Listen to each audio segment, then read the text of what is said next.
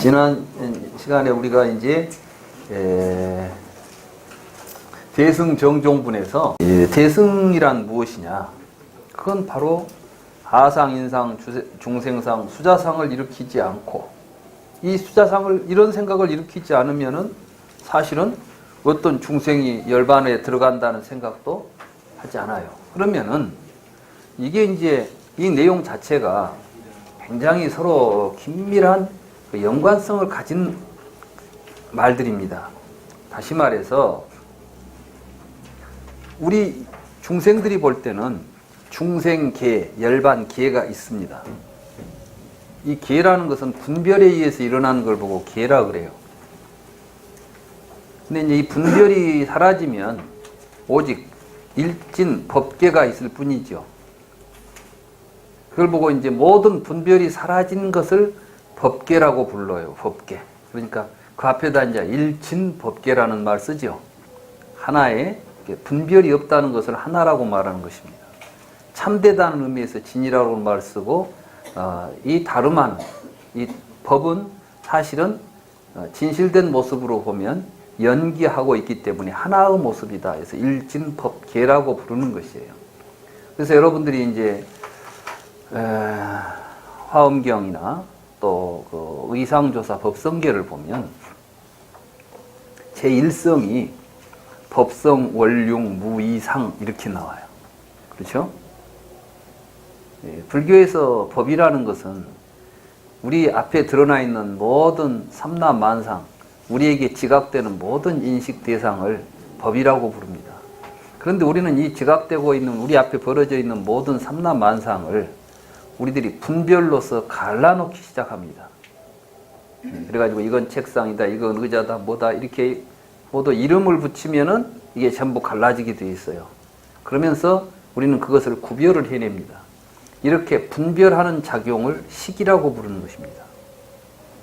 그래서 이제 위지냐, 위냐나 이렇게 이제 위진나나라고도 이제 산스크리트하고 팔리어가 조금 이제 표기가 좀 다르긴 합니다만은 그럼 뭐냐면 위라는 것은 가른다는 뜻입니다. 이렇게 갈라낸다. 그 다음에 진야라는 것은 안다는 뜻입니다. 그러니까 이렇게 무엇을 구별할 줄 아는 것을 보고 식이라고 부릅니다. 우리는 이제 달마대사가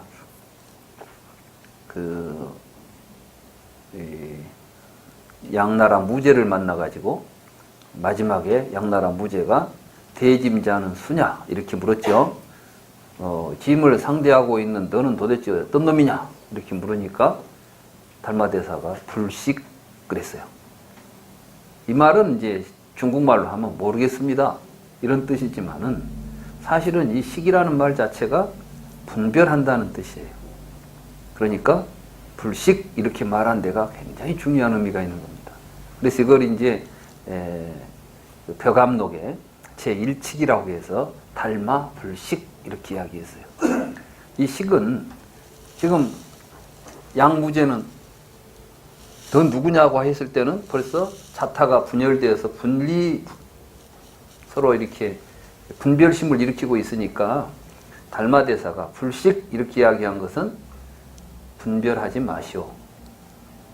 이런 뜻이에요. 나는 분별하지 않습니다. 그러니까 오늘 분별해서는 안 됩니다. 지금 이게 핵심적으로 지금 이야기가 되는 것이 불교의 핵심은 이런 언어적이고 우리 분별, 관념적인 분별로 세상을 보여서는 안 됩니다. 이게 이제 아주 핵심적인 내용인데 그런 것들에 대한 이해 없이 그냥 달마불시 뭐 붙잡고 앉아있다고 해서 드러나는 것은 없어요. 사실은 화두라는 것은 모르고 깨닫기 위해서 하는 것이 아니라 그 말의 본뜻을 바로 깨달아서 그대로 사는 것을 선이라고 그럽니다. 요즘 근데 이제 선이라는 개념 자체가 화두를 가지고 간화해서 깨달음으로 간다고 생각할 때부터 문제가 발생해요. 다시 말해서 달마불식 화두는 어려운 것이 아닙니다. 달마불식의 도리를 우리가 그 말에서 깨달아야 됩니다. 그래서 언하대오라고 그러죠. 언하대오 할 때 그 대오를 일으키는 말을 화두라고 부르는 것이고 그 화두의 그 말을, 화두라는 건 말이에요. 말. 조사들의 대화. 그 대화 속에서 우리가 크게 깨달음을 얻어야 돼요. 어떻게? 아, 우리는 너다 나다 분별하면서 살아왔는데 너와 나를 분별할 수는 없구나.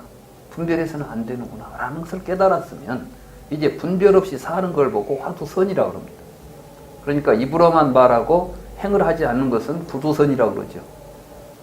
그런데 만약에 알지 못한다면 부두선을 할 수밖에 없는 것이에요. 뭘 행하겠습니까? 마찬가지로 아무튼 우리는 이제 이 대승 정종분을 통해서 어떤 중생도 열반에 들어간 중생이 없다. 모든 중생들을 열반에 들게 한다. 이런 내용들이 어떻게 서로 연관되어 있는가를 분명하게 알아야 됩니다. 중생들은 분별하기 때문에 중생계와 열반계가 이렇게 나누어져 있습니다. 그러면 이 분별은 어디서 출발하냐 하면은 아상이 있기 때문에 그렇습니다. 그러니까 나라는 생각이 있으니까 나 아니라는 생각도 일어나는 거예요. 그렇겠죠? 그런데 지금 열반은 뭡니까? 열반은 이 분별이 깨진 자리를 열반이라고 부르는 것입니다. 이 세상 사람들이 전부 지금 중생계에서 서로 다투고 사는 게 전부 지금 아상 붙들고 살기 때문에 생긴 일입니다. 그래서 중생이 일체 중생을 열반에 들게 한다고 하는 것은 그 자기 안에 품고 있는 아상을 가지고 분별해서 벌려놓은 세상을 중생계라고 부른다면 그 중생들로 하여금 아상을 없애서 아상 없이 살아가는 삶을 보여주는 것이 열반으로 인도하는 것입니다.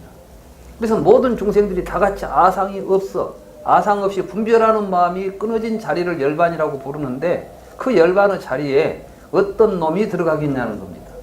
말하자면 들어간다는 것은 뭐예요? 들어가는 주체가 있잖아요.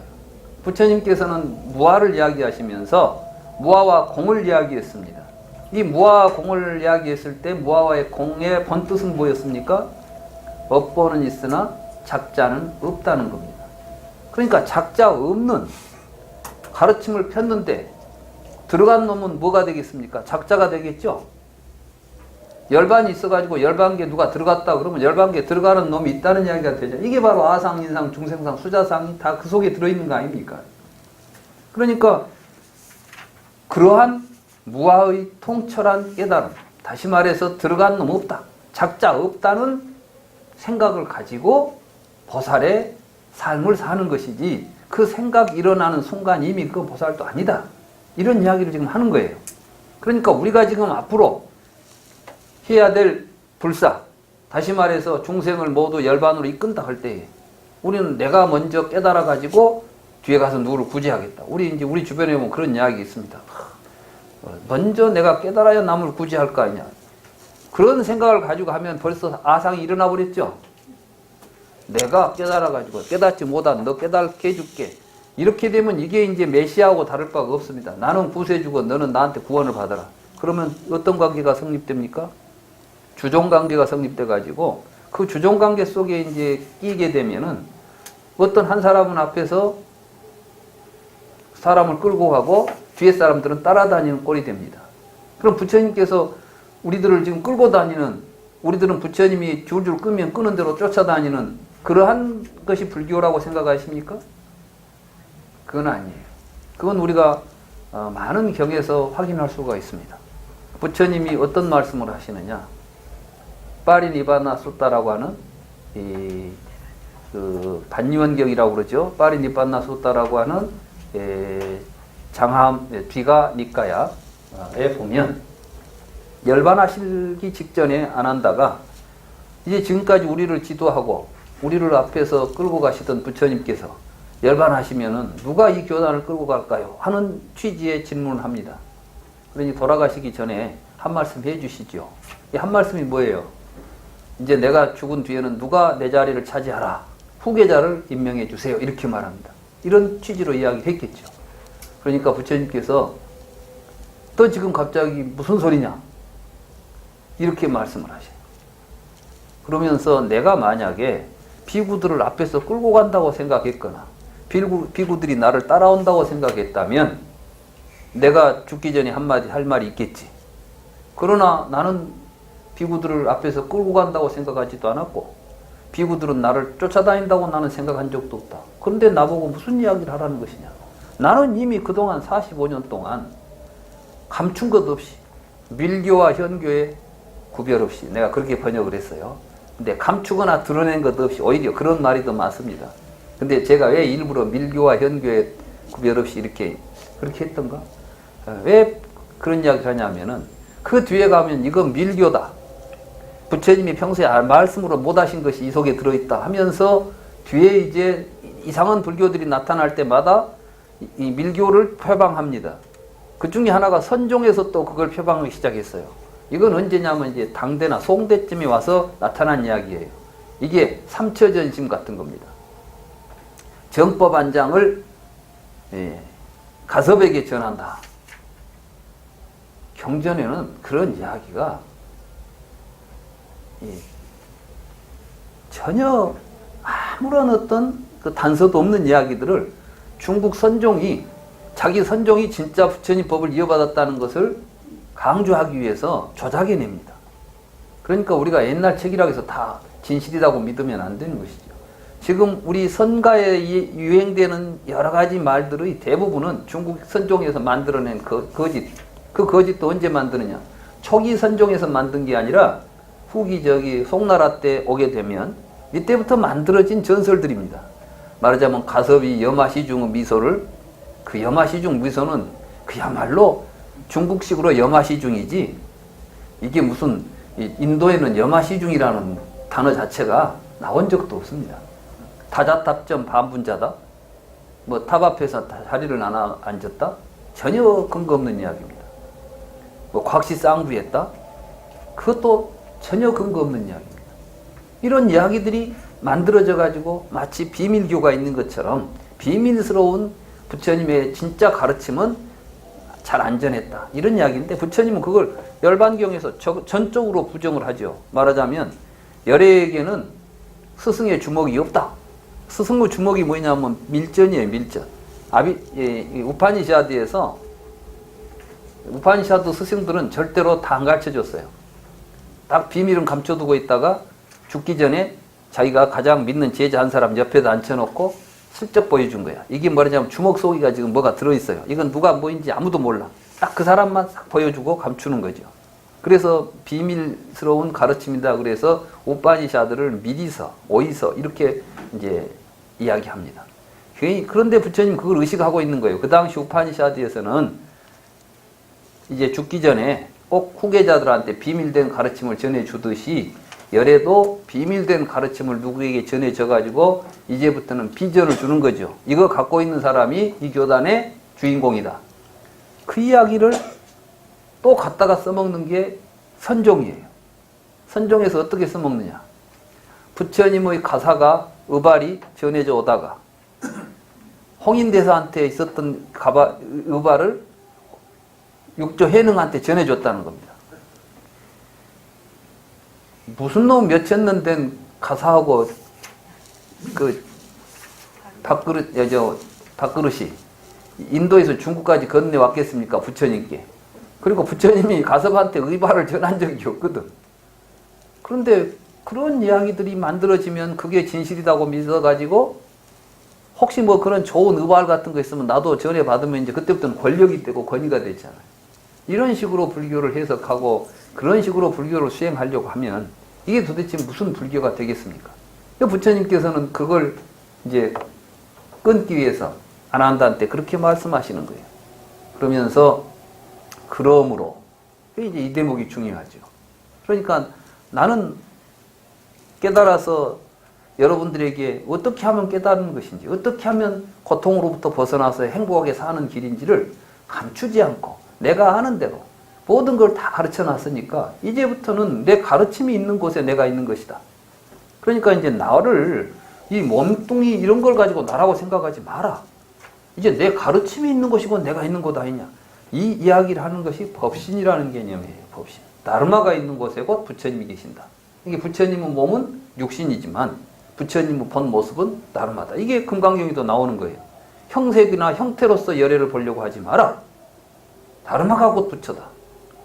그 이야기가, 그러니까 이 금강경은 그야말로 철저하게 초기 부처님의 가르침을 대승적으로 다시 전명하고 있기 때문에 이 초기 경전에 대한 이해 없이 이걸 읽어버리면 아무 의미도 없는 글들이 되는 겁니다. 이 금강경 자체가. 그랬을 때 이제 부처님은 그러므로 열애가 이 세상에 이제는 사라졌다고 생각해서는 안 된다. 왜냐하면 내 가르침이 있기 때문이다. 그래서 이제 여러분들은 자신에게 스스로에게 의지하고 남에게 의지해서는 안 된다. 그 이야기를 하죠. 우리가 보통 말하는 자귀의 법규입니다. 그리고 내 가르침에 의지하고 다른 것에 의지하지 말라 이렇게 말했습니다. 이게 뭐냐면 부처님의 가르침은 곧 자기 자신에게 의지하는 법이기 때문에 자기 자신에게 의지하려고 하는 사람은 부처님의 가르침에 의지하지 않으면 안 되는 것입니다. 그러니까 우리가 부처님의 가르침을 통해서 스스로 자기가 깨달아서 자기의 삶을 열어가려고 하는 사람은 부처님 이외에 다른 가르침으로는 안 되는 것입니다. 그건 제가 이제 철학적으로, 종교적으로 여러 종교와 철학을 연구해 보니까 부처님처럼 철저하게 자기 자신이 스스로 깨달아갈 수 있는 길과 그 방향을 일러준 가르침들이 없다는 것입니다. 부처님도 그걸 인식하셨기 때문에 그건 부처님의 가르침에 의지하라. 그 다음에 자기 자신에게 의지하라. 여러분들이 어떤 의심이 생기면 다른 사람이 해준 답은 그럴듯해도 또 다른 이론이 들어와 버리면 의심이 생깁니다. 그렇겠죠?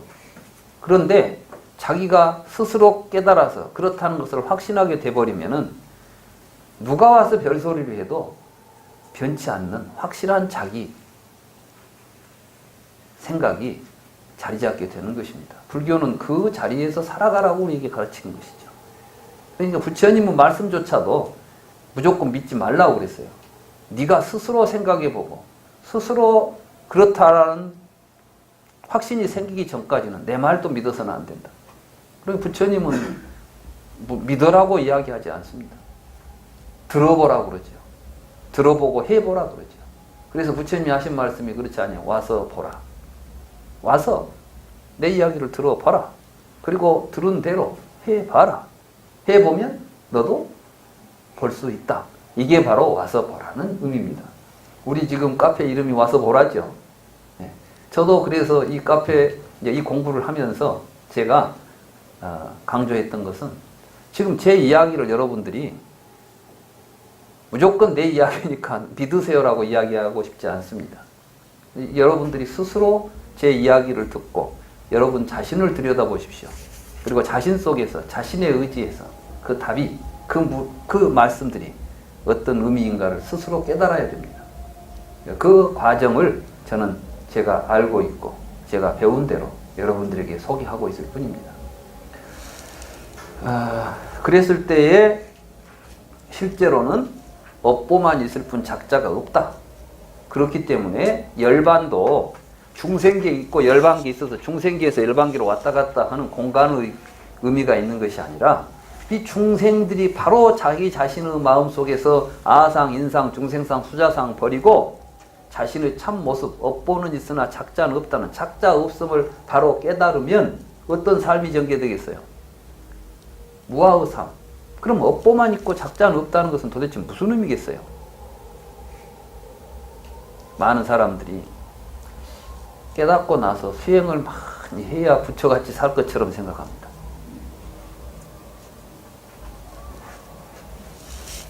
수행을 많이 하면 뭐가 달라질 것처럼.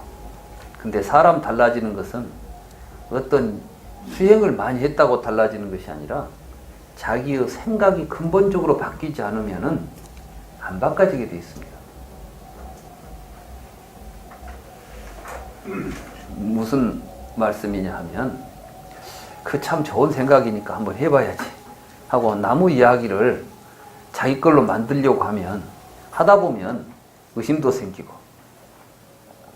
또 하다 보면 깜빡깜빡 까먹고 뭐 할 것 같이 처음에는 작심 3일이라고 처음에는 막 불같이 하다가 며칠 지나고 나면 시지부지해지고. 그런데 불교에서 이 자각각성은 그렇게 오래 닦아갖고 되는 게 아니라 정말 내가 지금까지 이렇게 잘못 살았네, 이게 아니었네라는 각성을 통해서 마음을 일으키게 되면 바로 그 자리에서 다 이루어지는 것입니다. 왜 그러느냐? 이게 바로 업보만 있을 뿐이기 때문에, 작자는 없기 때문에 그렇습니다. 그럼 그 이치를 지금부터 제가 간단히 말씀드릴 테니까 잘 생각하셔야 됩니다. 오늘 사실 이 이야기는 참 하기 어렵습니다. 왜냐하면 자칫 잘못하면 그 지점을 놓쳐버리기 때문에, 근데 그걸 놓쳐버리면 제 이야기는 의미가 없기 때문에 그렇습니다. 여러분이 서 있는 자리는 지금 여기입니다.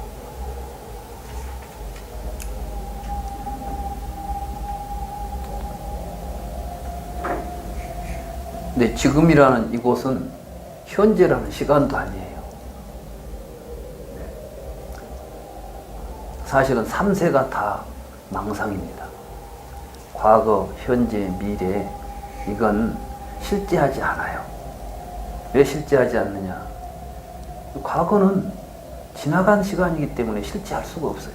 실제라는 건 지금 여기 있으면 참으로 있는 거 실제죠. 과거는 이미 없어져 버린 시간이에요. 미래는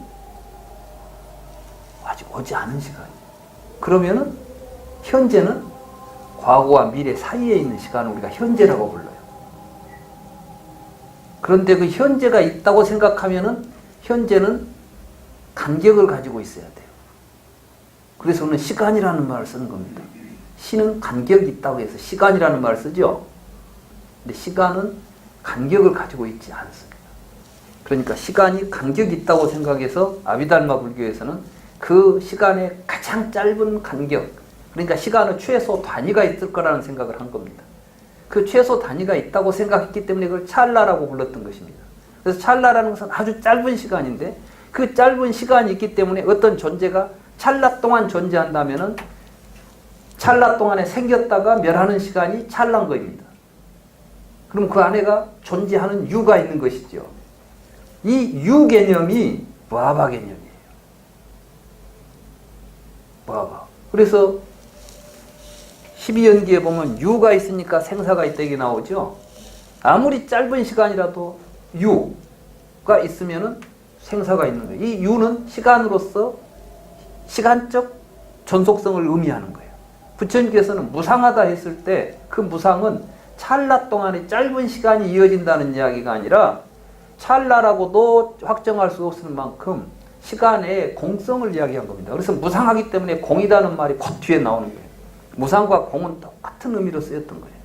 근데 사람들이 그 지점을 이해를 못해요.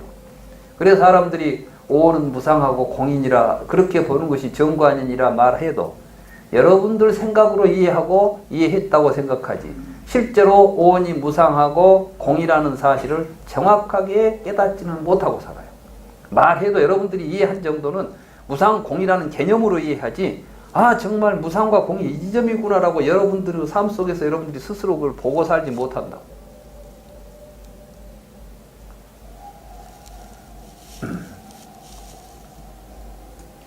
그래서 경에 보면 지금 여기에서 행복한 사람, 뭐 이런 경이 나오죠. 지금 여기에서 행복한 사람. 여러분들의 행복은 수행하고 나서 뒤에 오는 것이 아닙니다. 여러분들이 행복을 느끼는 것은 지금이죠. 그래요, 그러네. 그러니까 지금을 바로 보고 지금 행복한 사람은 항상 행복한 사람이에요. 근데 지금 행복을 놓친 사람은 영원히 행복할 수 없는 사람. 우리는 전부 수행을 하면서 어떤 생각을 하냐면은 고진감래. 지금은 괴로워도 미래에 행복해지려고 합니다. 예. 지금 여기 와서 공부하면서 지금 여기에서 여러분들이 행복감을 느끼고 있으면 수행을 잘하고 있는 거예요. 지금은 2시간이나 막 계속 강의를 하니까 괴로워 죽겠어. 그래도 이 공부를 하고 나면 뒤에 행복이 오겠지. 그러고 앉아있다면 공부 잘 못하신 거예요. 여기는 오니까 처음부터 끝까지 계속 지금만 있지 2시간이 없는 거예요. 응? 2시간이 없어. 지금 나는 지금만 있었어요. 계속. 그리고 지금 계속 이야기 들으면서 막 그 앉아서 듣고 생각하는 순간순간 여러분들이 막 기쁨이 재밌다 하다 보니까 시간이 가버렸어요. 그런데 그때 그렇게 시간을 보내면 여러분들은 뭐냐면 일념 즉시 무량겁이야. 이제 그 일념에만 있었는데 뒤에 가보니까 막 뭐 시간이 흘러갔다고 하는데 사실 여러분들에게는 시간이 흘러갔습니까? 안 흘러갔습니까? 오직 지금 있었잖아요. 지금. 사실 여러분들의 삶은 항상 지금에 있어서 항상 그 지점이 굉장히 중요한 거예요. 근데 이 지점이 행복해지려면 어떻게 해야 되냐? 그 지점에 여러분들이 어떤 일을 하느냐가 결과로서 여러분들에게 행과 불행으로 계속 나타나는 것들이에요. 근데 이 지점이 얼마나 이게 위대한 지점이냐면 과거의 모든 것들이 모여 있으면서도 과거의 모든 것들을 끊어버리는 자리이기도 한 것이에요. 그러니까 한번 미래를 영원히 이어가는 것이면서도 미래의 모든 것을 여러분들이 결정하는 자리인 것이에요. 이게 얼마나 중요한 자리예요. 우리는 지금 그런 자리에서 살고 있는 것입니다. 이 지점을 놓친 사람들은 수행을 해도 수행한다고 할 수도 없는 것이죠. 그래서 바로 여기에서 여러분들이 이 자리가 공이에요. 이게 무아의 자리예요. 공무아. 그럼 여러분들은 과거에 내가 지금 현재에 있다고 생각하면 과거에 못된 짓을 했으니까 현재에 내가 항상 그놈 때문에 후회스럽고 괴로울 거예요. 미래를 또 내가 있다고 생각하면 이놈이 또 미래에 갈 일을 생각하니까 답답하고 불안한 거예요. 근데 한번 생각해 봅시다. 지금 여기에서 내가 지금까지 살았던 과거의 모든 삶이 잘못됐다고 자각하는 순간 여러분들은 과거의 모든 삶과 단절이 일어나는 거예요. 그러니까 내가 도둑질만 하고 살았는데 부처님 법문을 듣고 보니까 이런 바보같이 내가 왜 도둑질 그런 못난 짓을 하고 살았지? 이렇게 생각하는 순간 도둑질이 점점 멈추겠습니까? 한번 결단하는 순간 앞으로 도둑질 안 하게 되겠습니까? 이게 깨달음이에요. 누구한테 듣고 도둑질 하지 마라. 도둑질하면 못 쓴다. 예. 안 해야지. 도둑질 안 해야지. 근데 또 하던 것이 도둑질이라. 또 조금 하다가 점점 더 안 해지고 이렇게 되는 거 아니라는 게 불교 수행이. 바로 탁 깨달았으면 그 삶이 일어나는 거예요. 이런 거 이제 뭐 초발심시 변정각이다. 이게 이 화엄경 이야기들이 굉장히 관념적인 이야기가 아니라 실제로 그 자리에서 보면 그렇게 돼 있지 않겠어요?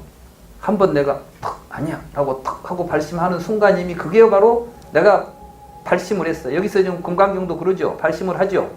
이 발심하는 순간이 곧 뭐라고요? 그 자리를 떠나서 따로 부처가 나올 자리가 없습니다. 그 자리에서 이미 부처가 이루어지고 그 삶을 이루어가면 우리는 그걸 보고 부처라고 부르는 거야. 그러니까 부처가 될 수가 없어. 우리는 이미 부처니까. 그 순간에 이미 다 부처니까. 그 부처 될 수 있는 그 순간 부처로서 살 수 있는 가능성들이 누구든지 다 있는 것을 보고 공성이라 하고 그 공성을 불성이라고 부르는 겁니다. 그래서 백급 적집죄가 백급을 쌓아온 모든 죄업도 일념 돈탕진이다. 그 지금 여기에서 일으킨 한 생각에 다 지울 수가 있는. 이게 불교예요. 이게 업보고. 그러니 뭐 업을 지었으니까 기어코 보는 거 안 받으면 안 되는 게 아니라 업보고 진실을 아는 사람은 그것을 벗어나서 자기의 삶을 바꿔내고 세상을 바꿔내는 힘이 생기는 것입니다. 불교는 바로 이걸 하자는 거예요. 바로 그 이야기를 지금 여기서 아상, 인상, 중생상 없이 사는 것이 곧 뭐냐? 바로 지금 여기에 충실한 삶입니다. 부처님을 보니까 어떻게 살았어요? 그 삶을 저렇게 살고 있는 거예요. 아침에만 일어나서 밥 먹으러 가고 밥 먹고 와서 앉아서 씻고 앉았고 이 생각, 이 삶 속에 이걸 떠나서 그 삶의 자리가 따로 있지 않습니다. 일상적인 이 삶 속에서 우리가 부처로 살 수 있는 길이 지금 여기에 누구에게나 열려 있다는 메시지가 지금 이 금강경 대승정종분의 말씀입니다. 이걸 본 사람이 있어요. 이걸 본 사람. 이 자리를 본 사람. 이게 바로 육조 해능이에요. 그래서 육조해능이 도노라는 말을 합니다. 도노돈수. 여기를 깨닫기까지는 점수가 필요해. 사실 여러분들이 오늘 여기 와서 이 이야기를 듣고 탁 이렇게 알기까지는, 오늘 처음 이 자리에 온 사람은 이런 이야기 하면 정말 또 못 알아들 소리 할 거예요. 그러나 지금 여러분들을 보니까 눈이 막 떠지는 것 같아. 그죠? 여러분들이 지금 이 이야기를 듣고 하고 뭔가를 오고 있다는 것은 사실은 그동안 여러분들이 점진적인 불교 공부를 했기 때문에 그래요. 그죠? 불교에 대해서 전혀 상식도 없고 공부도 안 한 사람들이 지금 제 이야기를 듣고 뭐가 느낌이 오겠어요? 저 사람 지금 무슨 소리 하는데 갑자기? 이런 이야기 할 거 아니에요. 그래서 이제 그 부분을 여기 보면 육조해능의 도노돈수라는 부분이 있죠. 네, 뭐 여러 가지 이야기가 있지만 이걸 다 읽고 있으면 시간이 너무 많이 걸려서 이제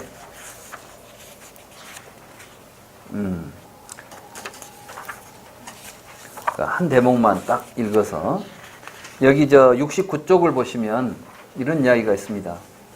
선지시가, 거기 그 인용문 있죠? 69쪽에 선지시가 법은 돈법과 전법이 없으나, 그러니까 이 법이라는 것은 연기하는 이 법계의 모든 실상에서는 사실은 돈법, 전법, 도노돈순이, 점순이, 돈순이 하는 거 있을 수 없어요. 그런데 도노가 맞냐 점수가 맞냐 하고 싸우는 것은 이 말 뜻도 제대로 해석을 못하니까 나오는 다툼일 뿐이에요. 돈법과 전법이 없으나 사람은 영리할 때와 우둔할 때가 있어서, 근데 이것을 사람은 영리한 사람과 우둔한 사람이 있어서라고 번역을 해요. 사람은 영리한 사람, 우둔한 사람이 따로 없어요. 깨닫지 못할 때는 우둔할 때예요. 그러나 깨달으면 영리할 때가 되는 거예요. 우리는 때에 따라서 영리할 때도 있고 우둔할 때도 있는 건데, 불교 공부를 안 하고 산 사람은 아무리 IQ가 높아도 그거는 아직은 영리할 때가 아니에요. 미련할 때지. 근데 불교를 공부해서 이제 영리할 때와 우둔할 때가 있어서, 미혹할 때는, 그러니까 미련스럽게 뭘 잘 모르고 있을 때는 점진적으로 노력하여 개합해 가지만, 이렇게 해보고 저렇게 해보고 노력을 통해서 뭔가 진실에 가까워지려는 노력을 해가게 되겠지만, 깨달은 사람은 돈수한다.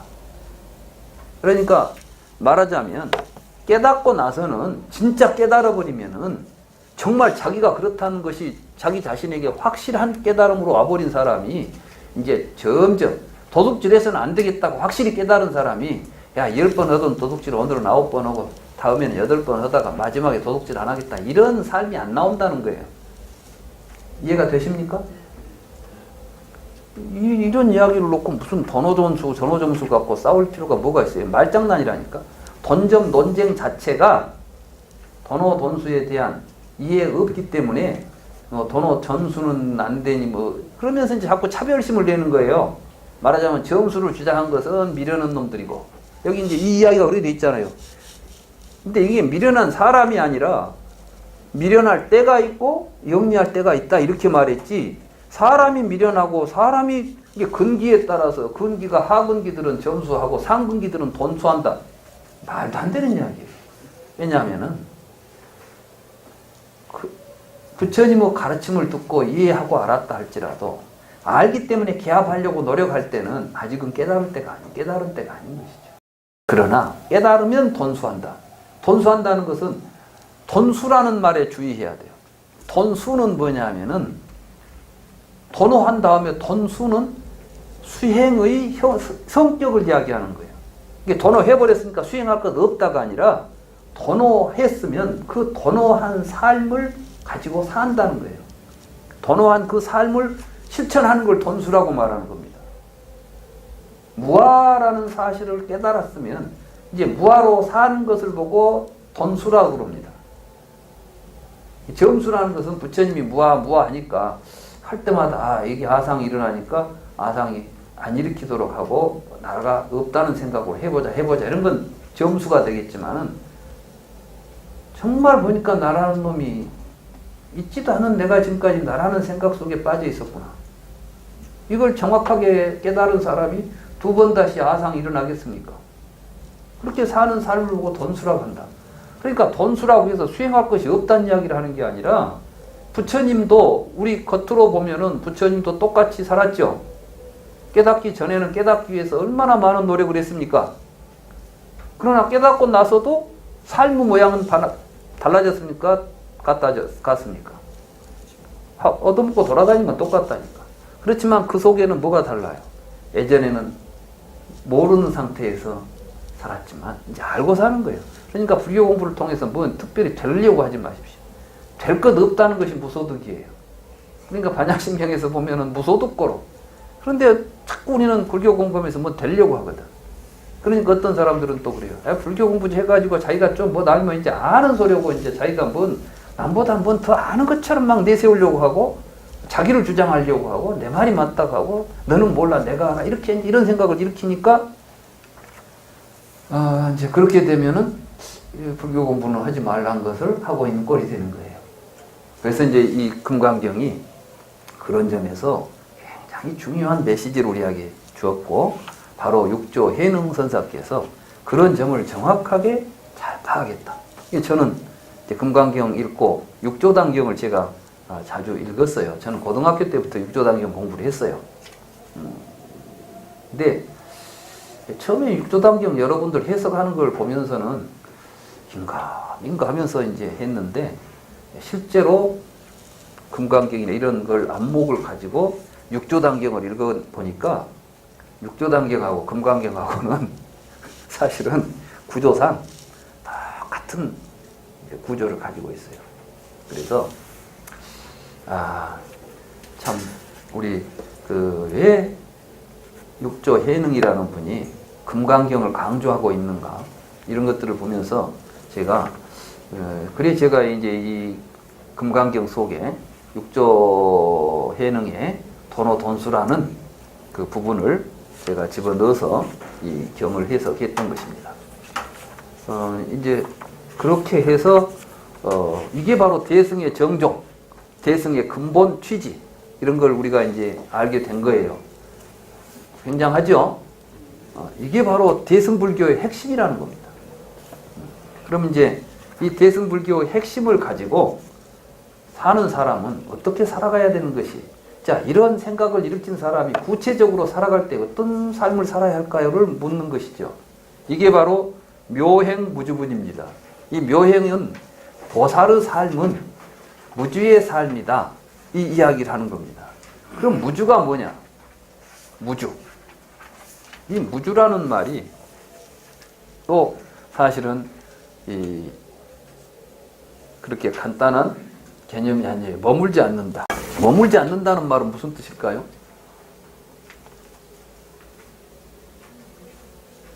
이 무주의 법문도 사실은 니까야와 아함경, 초기경전의 부처님께서 주에 대한 이야기를 하면서 머물지 않아야 된다는 가르침을 수없이 말씀하고 계세요. 그 부분이 지금 금강경에서 강조되는 것입니다. 식주 증장설이라는 게 있습니다. 식이. 자기의 식이라는 것은 어떻게 아까 분별 이야기 했죠? 분별이 있으니까 자타가 분별되고 모든 게 분별이 일어난다고 해서 분별 버리는 것이 뭐라고 그랬죠? 보살의 길이라고 그랬지 않습니까? 그럼 분별을 버리면서 분별이 일어나지 않도록 살아가야 되겠죠? 분별은 어떻게 일어나느냐? 여러분들의 욕심이 대상에 머물면 분별이 발생하는 것입니다. 예를 들어 볼까요? 이게 뭐죠? 컵이에요. 왜 이게 컵이죠? 컵이니까. 이건 이제 분별의 뿌리를 모르고 하는 소리예요. 그냥 분별된 것을 있다고 해버리지. 이게 중생들이에요. 그리고 여러분들이 이게 계속 컵으로 보일 거예요. 왜? 여러분들은 물 마실 때 이거 차려. 그러니까 이 컵은 여러분들의 물을 먹고 싶은 욕구, 다시 말해서 여기다가 물을 따라서 먹고 싶은 욕구를 충족시켜주면 그 대상을 컵이라고 부르는 거예요. 그러니까 이 컵은 여러분들의 욕구가 머물러서 이루어진 것이에요.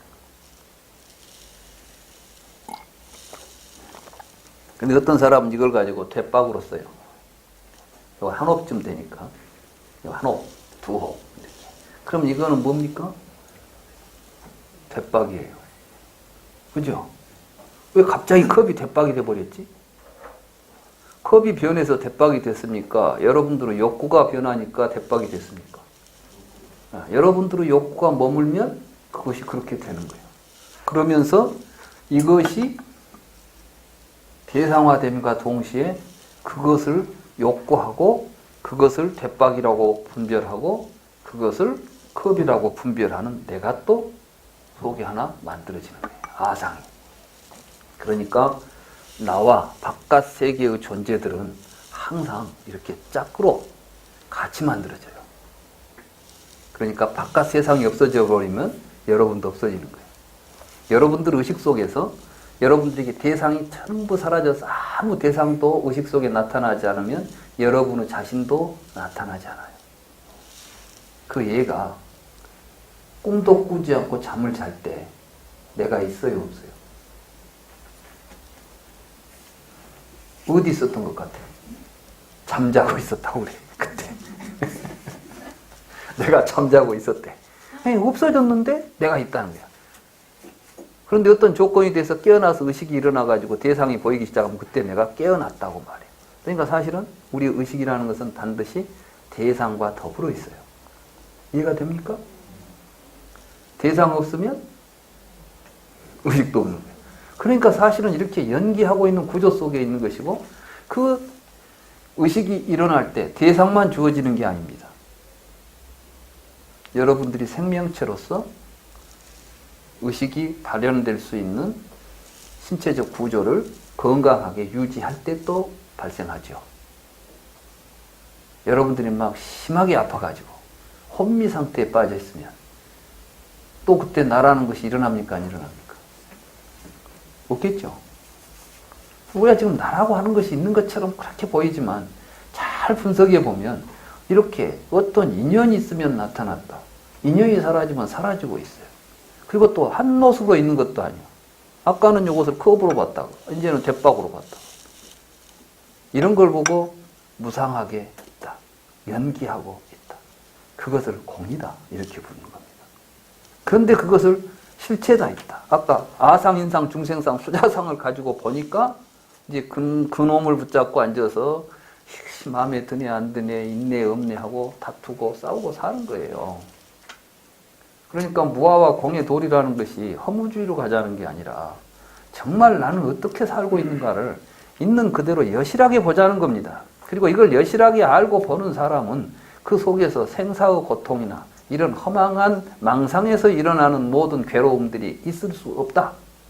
다 사라진다. 이렇게 말할 수 있는 것이죠. 그래서 이제 보살은 어떻게 살아가느냐 할 때 머물지 말라. 이 머문다는 것은 지각 대상에 머무는 겁니다. 그런데 우리는 살아가면서 보살이 이제 중생을 제도하는 과정에서 행하는 여러 가지 보살의 행들이 육바라밀 행위고 그 가운데 이제 핵심적인 것이 이제 출발점이 보시죠. 그래서 보시, 지계, 인욕, 정증, 선정, 지혜의 삶을 살아라. 이런 삶을 살아가면서 보살이 또 무엇에 머물러 버리면 안에 뭐가 일어나겠습니까? 아상, 인상, 중생상, 수자상이 일어나겠죠. 근데 앞에 뭐라고 그랬어요? 아상, 인상, 중생상, 수자상을 일으키는 것은 보살이 아니다. 이렇게 말했죠. 그랬으니까 이제 그 다음 이야기는 수보리여. 그러므로 이렇게 나오잖아요. 그러니까 이제 앞뒤가 착착 사실 맞는 거예요. 그런데 못 들은 사람들은 왜 갑자기 뭐 사상이 일어나면 안 된다 해놨다. 여기서는 또 뭐 머물지 말라고 하고 뭐 무주상보시 이야기를 하니까 앞뒤가 맞는 것도 하는 거야. 도대체 안 맞는 것 같아. 근데 사실은 굉장히 수미일관한 이야기를 하는 거예요. 이런 이야기를 이렇게 정확하게 그 의미가 연관되어 있음을 보려고 한다면은 초기 경전에 대한 이해가 없이는 안 되죠. 부처님이 뭘 가르쳤는지를 모른다면 이런 이야기를 못 합니다. 그러니까 대승경전을 쓴 사람들은 그냥 아무렇게나 막 대승경전을 만들어내는 게 아니라 부처님의 말씀은 이런 것인데 아비달마 불교가 뭐 잘못되어 있지 않느냐. 그러므로 부처님 말씀은 이런 맥락에서 이해하고 이런 식의 삶을 살아라고 부처님께서 우리에게 가르쳐 준 것이 아니냐고 다시 지금 묻고 있는 겁니다. 생각해 보십시오. 대승불교 한 사람들이 우리도 불교다라고 말했을 때 부처님의 말씀을 무시하고 아무 근거 없이 불교라는 이야기를 했겠습니까?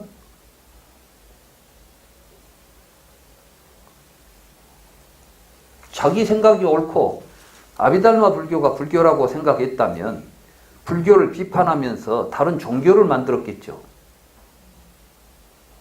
안 그렇습니까? 전혀 부처님하고 다른 생각을 가지고 있는 사람이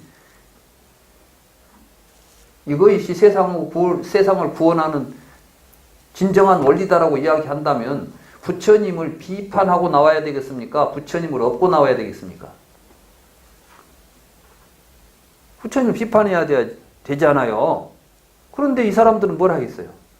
이게 진짜 부처님 가르침이야라고 지금 부처님을 얻고 나온단 말이죠. 그럼 불교를 이해도 못한 사람이 이게 불교라고 이야기할 수 있겠습니까? 할 필요가 있겠습니까? 그래서 사실은 우리가 지금 불교를 공부할 때는 초기 근본 경전을 토대로 해서 공부를 해야 되는 것입니다. 그래서 저희들이 이 금강경 공부하기 전에 저는 이제 니까야 공부를 했잖아요. 디가 니까야도 했고 마지마 니까야도 했고, 사실은 쌍미단 니까야 이거 다 하고 나서 하려고 했어요, 이 공부를. 그런데 어떤 인연에 또 금강경 강의를 하는 기회가 생겼고, 또 보니까 세상 사람들이 니까야 한다 하면 별로 재미를 못 느껴요. 그래도 지금 이 금강경 한다니까 많이 오신 거예요, 지금. 지난번에 니까야 할 때는 이렇게 많이 안 오시더라고. 역시 우리나라 사람들은 금강경을 좋아하시는 것 같아. 그래서 그래, 그러면 금강경부터 해가지고 또 니까야로 한번 또 들어가 보자. 다시 말해서 우리가 이제 이 금강경을 공부하다 보면 니까야 공부해야 될 필요성을 더 간절히 느낄 수 있겠죠. 그럴 때 니까야를 보여줘야지. 니까야를 왜 공부해야 돼? 우리는 대승인데 이런 사람한테 니까야 하면 그 소승원한테 내가 못 들어가? 이런 생각할 거 아니에요. 그래서 이제 조금 작전을 바꾼 거죠. 그렇다. 이번에는 차라리 금강경을 한번 보여주자. 금강경 속에 이런 게 있다는 걸 보여주자. 이렇게 해서 강의가 지금 된 거예요. 사실 저는 목표가 그렇습니다.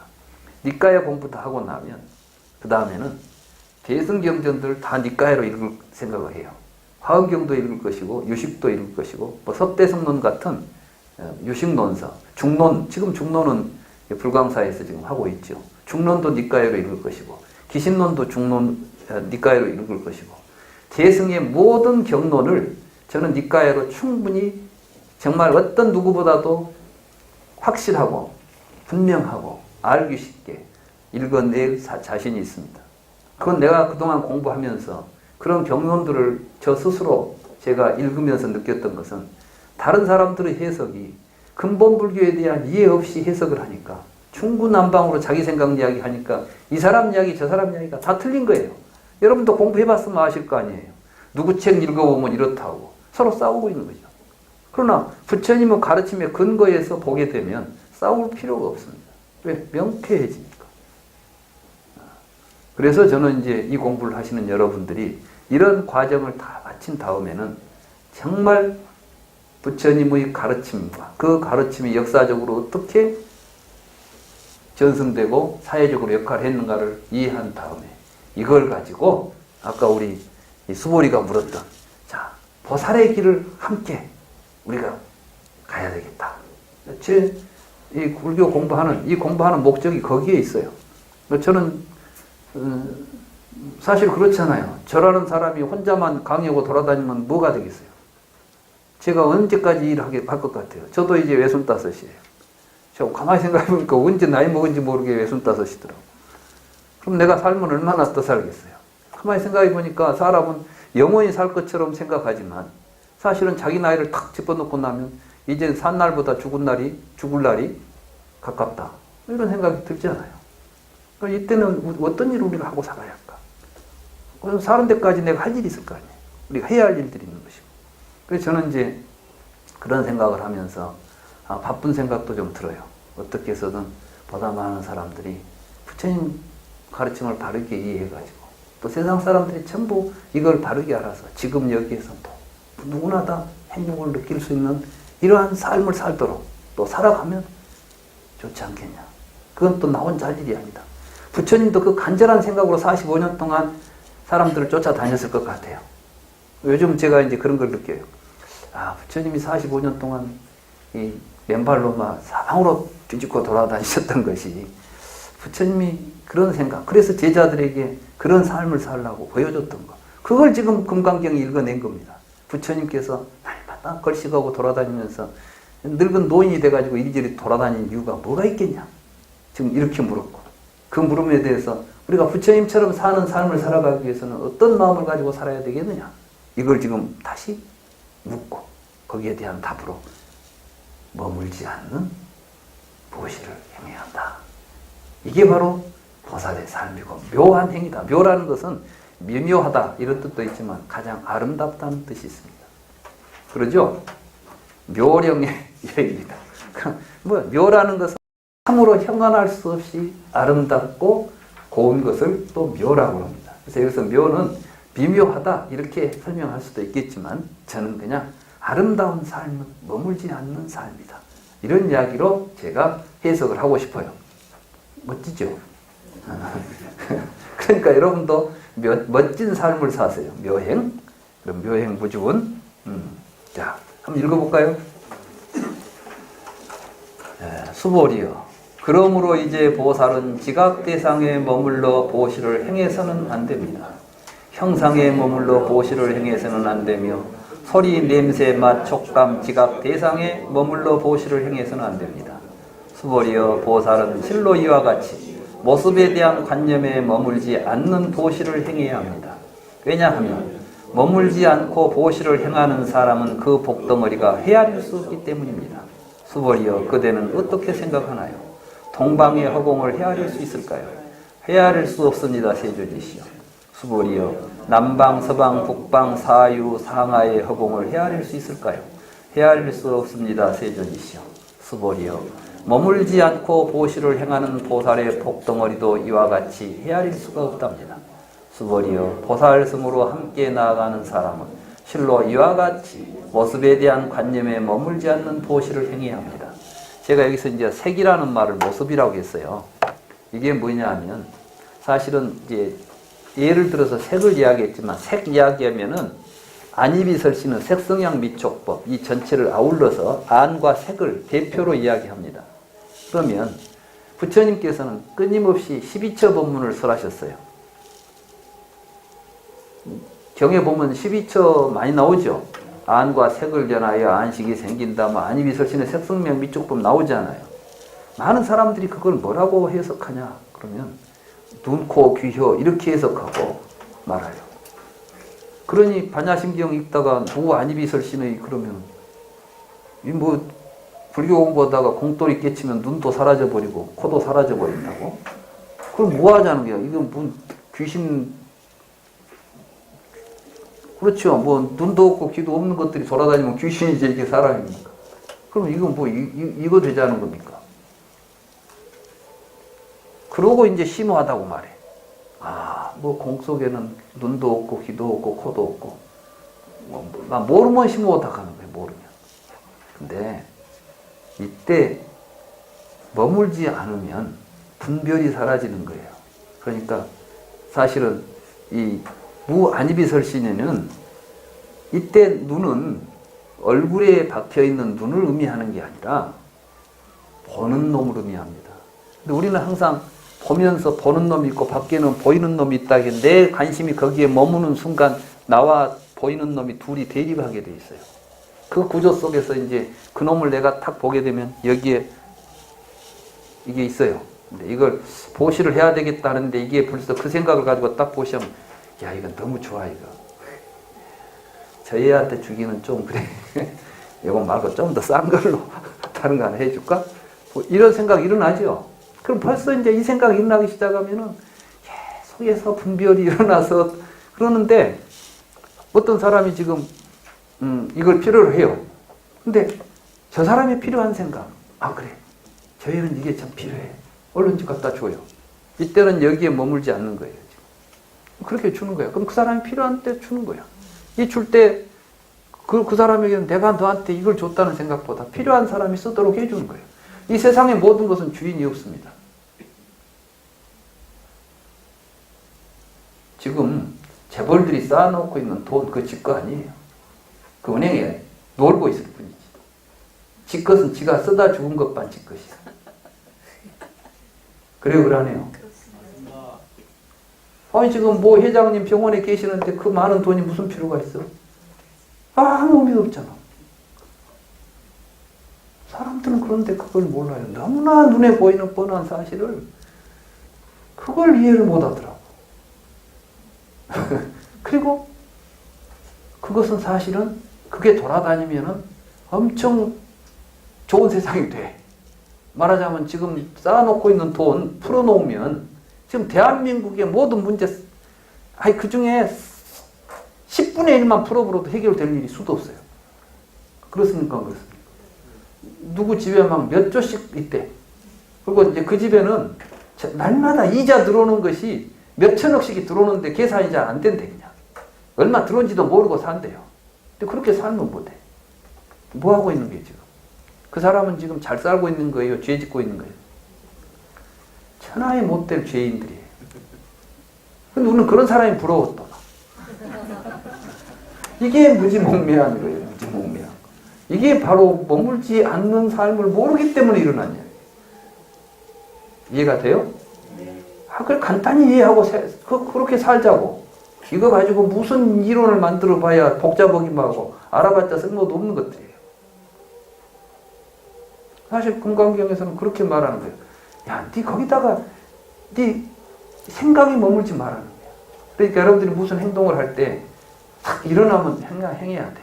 그러고 나면 절대 후회가 없어. 실제로 그래요. 나도 해보니까 남한테 뭐 잘해주고 나면 뒤에 가서 전혀 후회가 없어. 베풀고 나면 후회가 없는데 욕심 챙기고 나면 그때는 부모한테 뒤에 가면 쿠리쿠리하게 돼 있어. 그래요, 그래 안 해요? 맞잖아. 그러니까 행복하게 살려면 이렇게 살아라, 이렇게. 부처님 우리한테 희생을 요구하지 않아요. 부처님은 행복하게 살라는 이야기를 했지 네가 희생하라는 이야기를 하잖아요. 왜냐하면 희생할 놈도 없고 희생을 당할 놈도 없으니까. 이게 본래 무하고 살면 그런 거예요.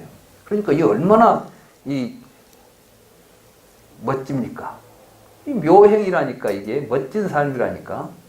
이렇게 살라는 거예요. 그러니까 뭘 가지고 있어도 내 것이다 이런 생각 가지고 사는 게 아니라 지금은 내가 이거 가지고 있지만 필요한데 어디 없나?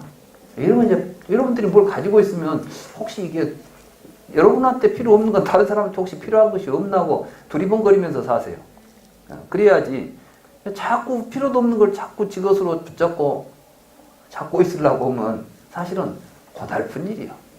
그러니까 재벌들이 행복한 것 같은데 난 참 관상은 못 보지만은 재벌들이 포토라인에 서 있는 모습을 보면 행복한 모습이 아니야.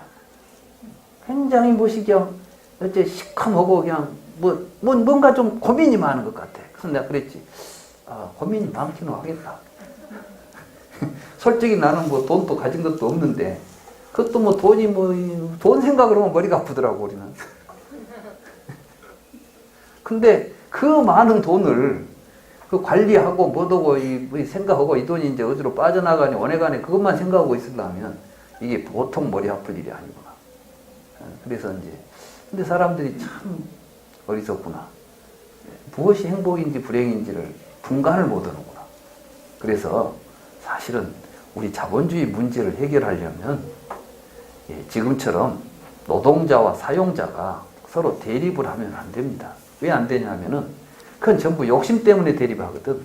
그게 저는 누구 편도 사실 아니에요.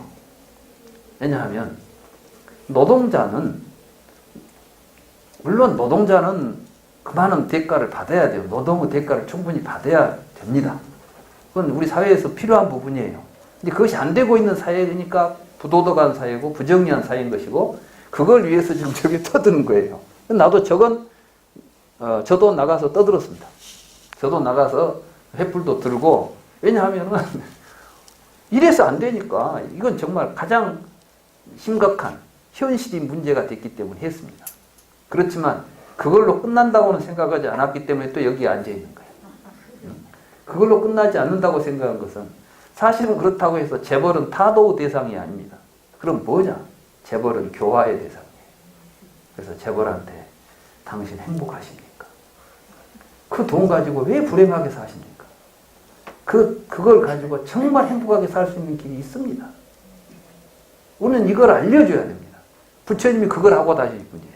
그러니까 저는 부처님을 보면 너무나 재미있는 것이 노동자들을 만나서 그때는 노동자라는 개념이 없었겠지만 가장 가난하고 하찮은 사람을 만나서도 부처님은 절대 그들을 외면하지 않고 그들과 함께합니다.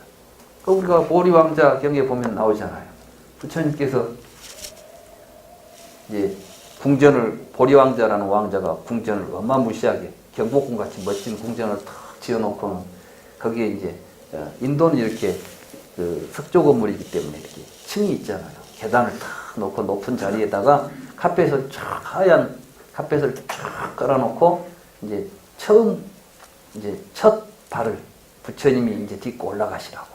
그리고 저 위에 올라가서 좀 축원을 해달라고 부처님을 초대합니다.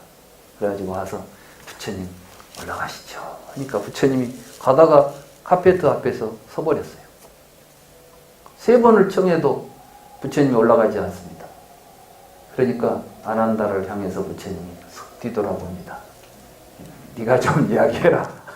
내가 차마 이야기 못하겠다 이런 표현이죠. 그러니까 아난다가 얼른 눈치를 채고 왕자여 뭡니까? 용단을 거두십시오. 열애는 용단을 밟지 않습니다. 사실 저는 그 말을 들으면서 사실 그 부분을 읽고 번역하면서 눈물을 흘렸어요. 사람들은 누구나 레드카펫을 받고 싶어하고 그러죠. 그거 하자고 평생 사는데 부처님은 다른 사람이 최고의 예우를 통해서 가장 높은 자리에 모시려고 할 때 부처님은 그 자리를 거부하고 있는 겁니다. 그때 아난다가 이렇게 이야기하죠. 여인은 가장 낮은 곳을 바라봅니다. 이게 부처님의 삶 속에 가장 마음에 두고 있는 부분은 어때요? 정말 지금 고통받고 있는 사람들, 낮은 곳에 있는 사람들이 부처님은 항상 그곳을 향해 있는데 화려한 이 카펫을 받고 올라가서 거기서 막 왕들과 어울리는 이런 호사스러운 생활을 부처님이 원하는 것이 아니에요. 당신한테 온 것도 그 호사스러운 대접받으러 온 것이 아닙니다. 이 이야기를 내시를 전하는 거예요.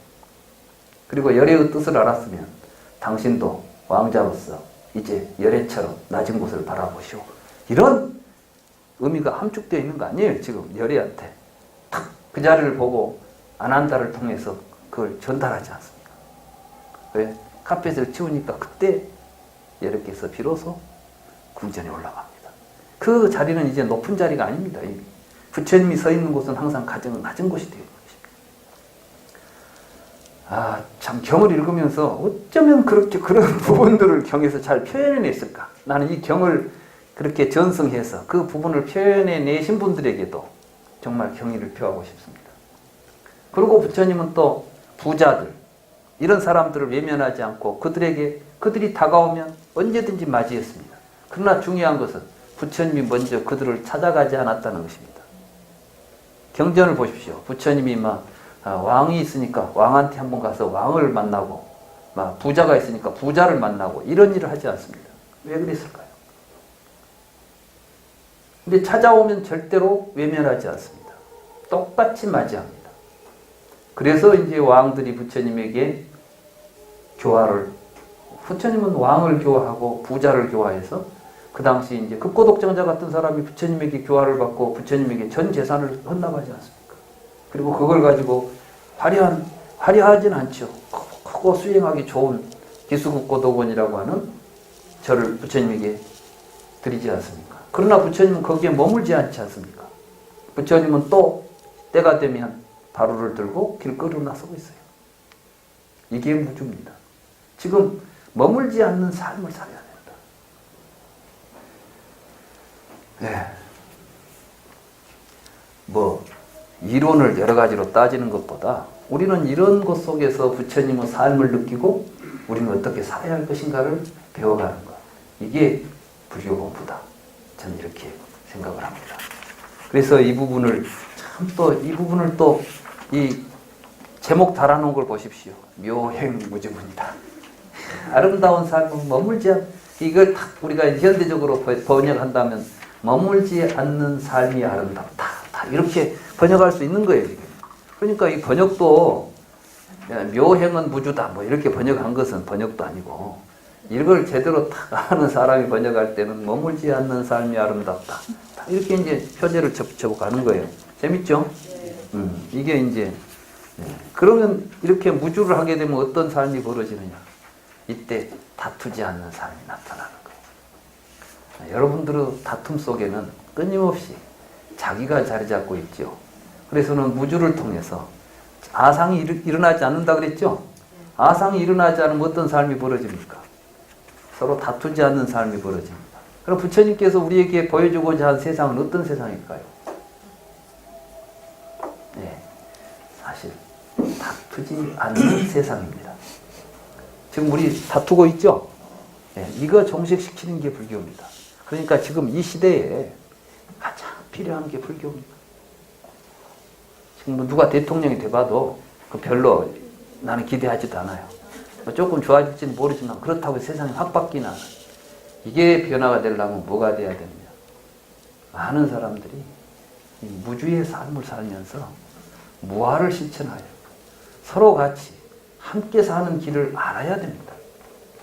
그래서 사실은 우리 불자들의 이 시대적 그 역할이 중요한 겁니다. 그런데 이 불교가 역할을 제대로 못하면 되겠습니까? 부처님께서는 당신은 뭘 가르치냐고 묻는 사람에게 부처님께서 나는 누구와도 다투지 않고 사는 법을 가르칩니다. 그 누구와도 다투지 않고 사는 법이 무엇입니까? 이게 바로 머물지 않는 삶입니다. 머물지 않는다는 것은 여러분들이 보는 삶 속에서 어떤 지각 대상에 여러분들의 탐욕이 머물지 않는 것을 의미합니다. 모든 걸. 그래서 이제 부처님은 탐진치를 제거하라 이렇게 말씀하신 거예요. 이 탐진치 제거하라는 말씀이 이 말과 전혀 무관한 것이 아닙니다. 그래서 이제 결국은 탐진치를 없애는 삶이 곧 무주의 삶이다 이렇게 볼 수가 있는 것이고, 이러한 입장에서 우리는 일체 중생의 행복을 위해서 아낌없이 우리가 할 수 있는 모든 행동을 베풀고 바라미를 행해가는 것, 이게 이제 대승보살이 이야기했던 보살의 길인 것이죠. 그 보살의 길 가운데 여기서는 보시를 예로 들어서 머물지 않는 보시를 행하라 이렇게 말했던 것입니다.